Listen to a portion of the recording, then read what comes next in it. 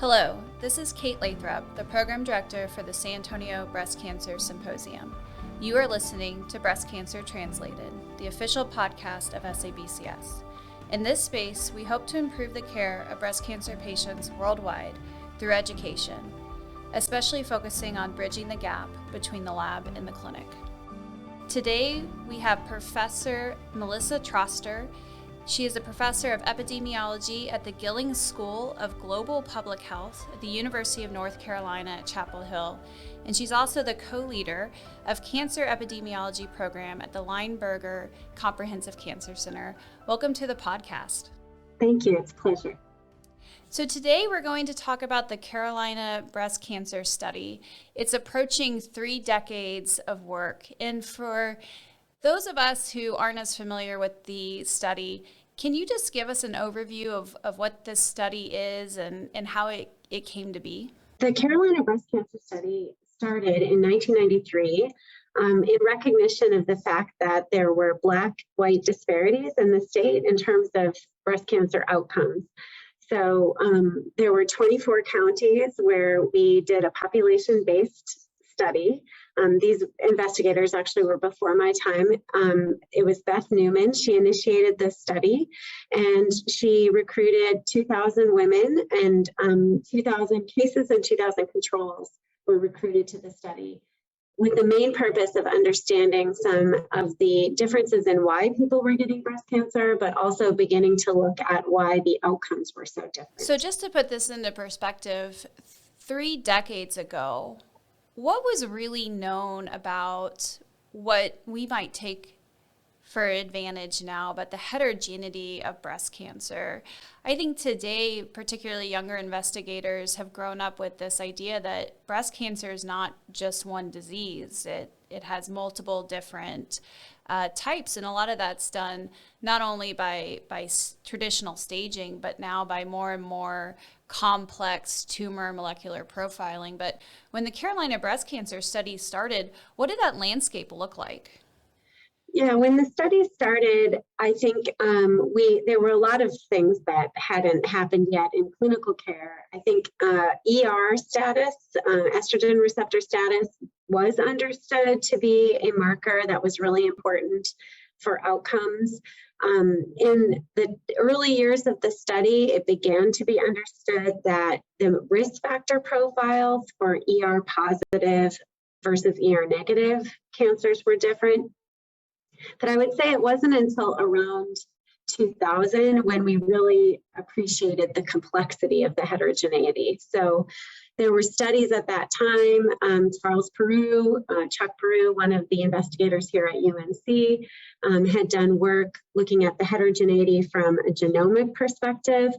And that early work recapitulated that ER positive and ER negative were really showing up as 2 distinct diseases in the genomics. But it also discovered that there were other subtypes within ER negatives. Now we think of triple negatives and HER2 positive ER negative cancers as the 2 main ER negative groups.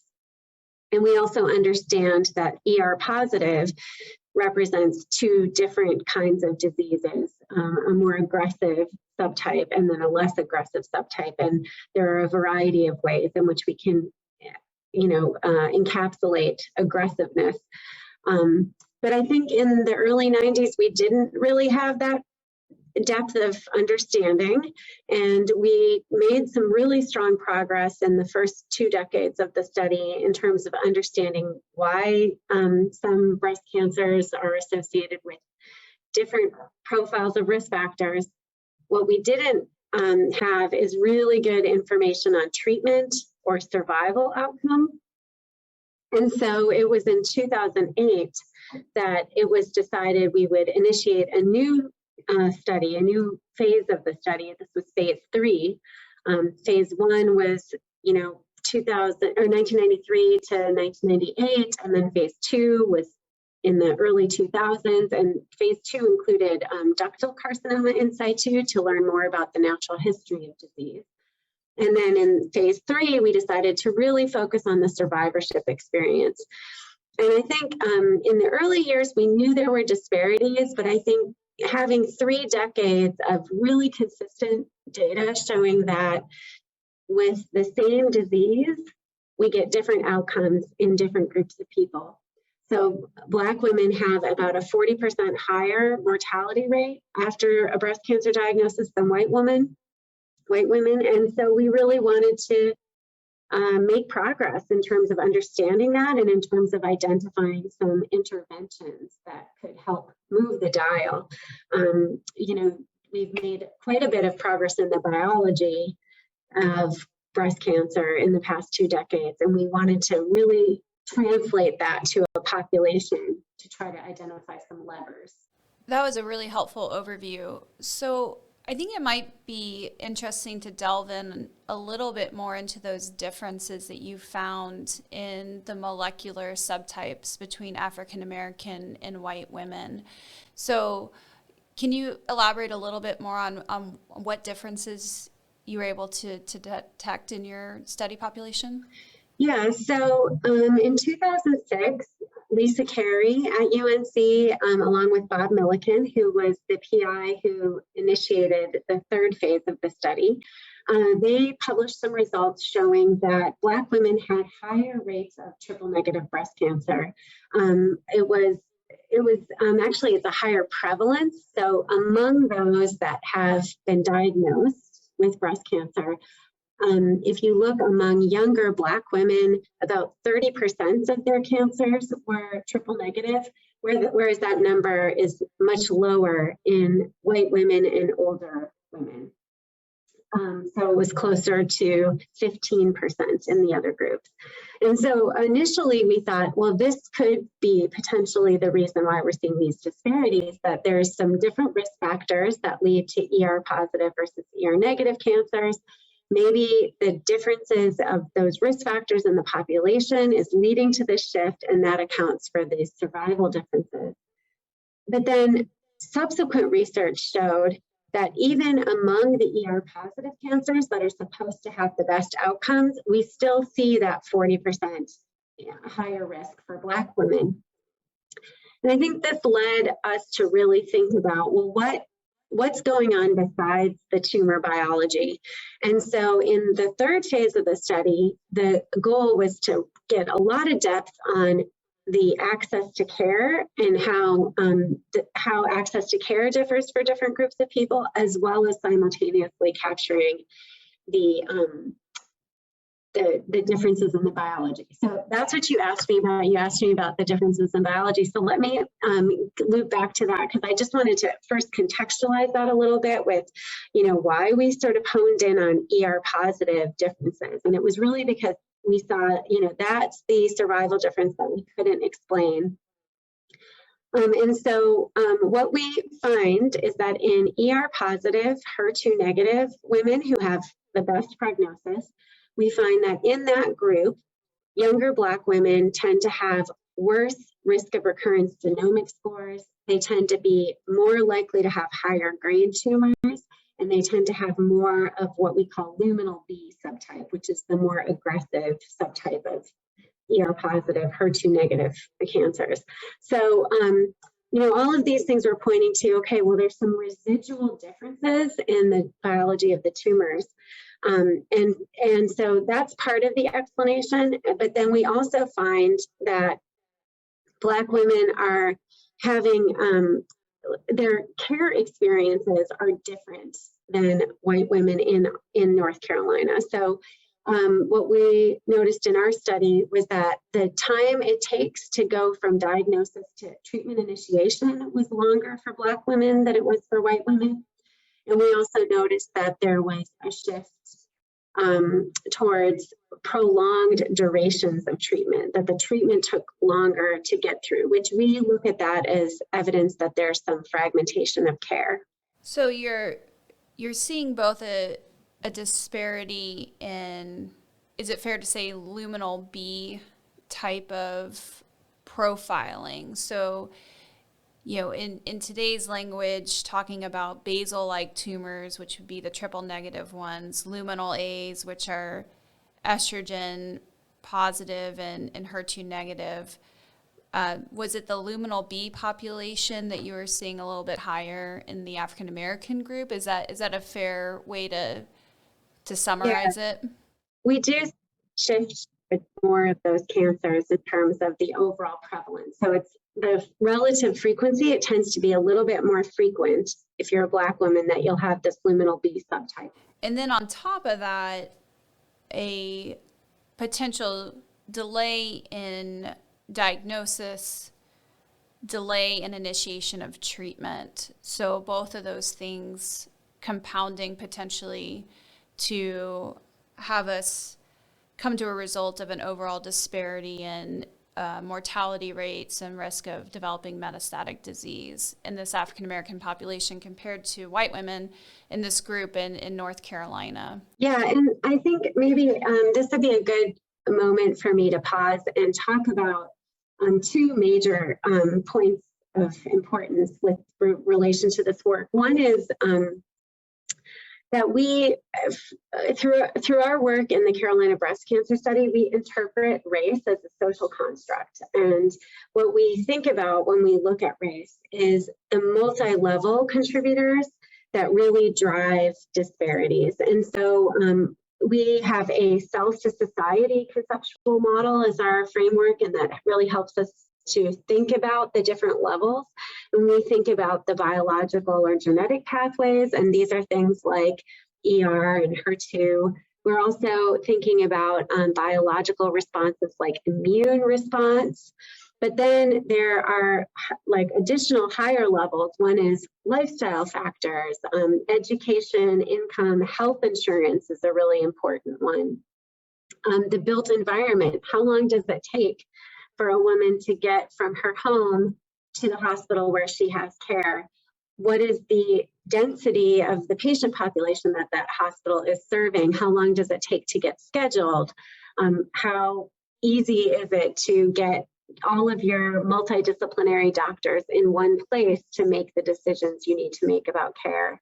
Then we think about the neighborhood factors, how women are being supported as they go about their effort to get care. Do they have access to childcare? Is there family support? And then up to the institutional environments about the health system, healthcare policy, and then on the highest level, thinking about structural racism, segregation, and other policies that have affected women's access to care. And all of these things together integrate to create the disparities. And so that's one of the things that we've really focused on in the study, is trying to make sure that whenever we talk about the disparities, we try not to talk about it as at just one level, like, okay, there are these differences in the genomics of these tumors, but that is in context of all these other layers that are happening simultaneously. The reason that's really important is because if we don't do that, and this sort of gets to the second piece, if we don't do that, we can lead to sort of oversimplification of this statement. So we can say Black women have more triple negative, but it's really important to recognize that that doesn't mean that because a Black woman is diagnosed that she has a more aggressive cancer. We see that there's tremendous heterogeneity in the population of Black women, and we have Black women who have very good prognosis tumors that are ER positive and HER2 negative, and we have Black women who have ER positive HER2 negative tumors that are much more aggressive. And I think what that points to is really the need for a data-driven approach. So what we advocate in light of our findings is that there should be wider access to genomic testing to really characterize, is this an aggressive ER positive HER2 negative cancer? Because if we don't do that, then we run the risk of making the disparities worse by assuming that a Black woman has a more aggressive ER positive tumor. Putting that in the bigger context is very important. I want to circle back on something, though, when you said increasing the amount of genomic profiling we do, which I think is something that's definitely happening over the last 5-6 years. But one thing that I think is more nebulous is this additional data about all those things you mentioned, family support and access to care, and whether you live in a rural environment or, next to a national, Cancer Institute hospital. That to me seems like a very labor-intensive and potentially difficult thing to collect all of that data in an accurate way. So how is the Carolina Breast Cancer Study layering on all of those, what I might summarize as potential social determinants of health, onto that genomic data that, we can send off to a lab and have a report come back in a few weeks? It's relatively easy to obtain that information. I think it can be very difficult to obtain some of this, this other information. It's sometimes very personal level, right? Does a woman have access to transportation? Does she have childcare? So just walk me through a little bit how the Carolina Breast Cancer Studies managed to do that over these years. Yeah, so first off, we have amazing study participants. They have been so generous with their time. We have followed these women, many of them for more than 12 years, and they've given us hours of their time answering questions, sharing samples, meeting with a nurse to have body measurements. They've allowed us to do geographic mapping so we can see how far they are from the hospital. They've shared with us their medical records so we can see comorbidities and other conditions that they're struggling with. So, the participants have really given us a wealth of data. And then when we start our process of studying the data, we try to take this really layered approach. So I'll give an example, which is thinking about how we're going to integrate biology and access and understanding recurrence for ER positive, HER2 negative. So for that disease type, that's where we see a lot of the biggest disparities. And what we did is we looked at what the overall outcome rate was in Black women in our population compared to white women. And what we found is that the crude 5-year risk of recurrence, so this is the percent of women at 5 years where we just look at the absolute numbers and we don't adjust for any clinical characteristics, that number was 10.5% of Black women had recurred at 5 years, whereas only about 5.9 or 6% of white women had recurred. So we're seeing in our study population that crude relative rate of recurrence is higher in Black women. And when we adjust for all the factors, we get that same 40% figure that we see across the nation. So then we think, okay, well, let's drill down. So now we have all of our data, let's drill down and try to figure out which subgroups is this really driven by. So if we looked at just the women who had very low genomic risk, so low or medium risk of recurrence scores, there was no gap. Both of the women, Black and non-Black, in that subset of our study population had the same 5-year risk of recurrence. So now we've adjusted that risk of recurrence for other factors, and it's 7.6% for both groups. So both groups have the same outcome. And if you think about it, that's the group where if we treat or we don't treat, I mean, many of these women are not getting chemo because they have the lower medium risk profile, and it may be over-treating them to give them chemo. So that group has a very stable and similar pattern, and we don't see the effect of healthcare differences in that group because healthcare isn't determining to the same degree whether they have a good outcome or a bad outcome. It's the tumor biology that's dominant. In the other group where they have high risk of recurrence score, or if we look at high grade women, that's where we really see the disparity. So this is the group that needs treatment the most. And that's where we see that Black women have an 18.9% 5-year risk, whereas it's only 12.5% in white women. So that's, the first step in drilling down is like, well, which is the group where we really see that outcome difference? And then the second layer is saying, okay, so if we see that difference and we think it's driven in part by that high risk of recurrence score, then treatment should mitigate that. And we say, why is treatment not, what are the treatment patterns that differ between these two groups? So then in our study, we looked just among high-grade women, and we looked at the ER-positive, HER2-negative group, and we compared Black and white women. And what we found is that Black women were getting higher rates of chemotherapy, about a 10% higher frequency of getting chemotherapy. But they were also having more delays in getting their treatment started. They had a little bit lower rates of health insurance, and they had lower rates of endocrine therapy. So what we figured out from that analysis was that, if we were going to go after something, that the intervention really needed to be to make sure that Black women were getting endocrine therapy when they needed it. So I think, what that shows is that it's kind of stepwise and it's iterative. So we take that wealth of data and we look at the outcome differences, and then we try to layer on the different aspects until we come up with things that might be intervenable. Oh, that's a great example. So what do you see happening in the next decade for the Carolina breast cancer study? Yeah, so with the example that I just gave you, I think one of our challenges is it's very stepwise. So we're looking at the disparity, and then we look at the treatment, and there's a lot of work that needs to be done to come up with more integrated assessments instead of looking at the biology in step one and then thinking about the treatment.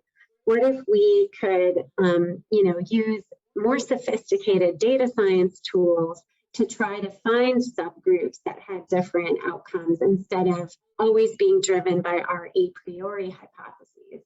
So I think that what we really need is continued engagement with multidisciplinary teams.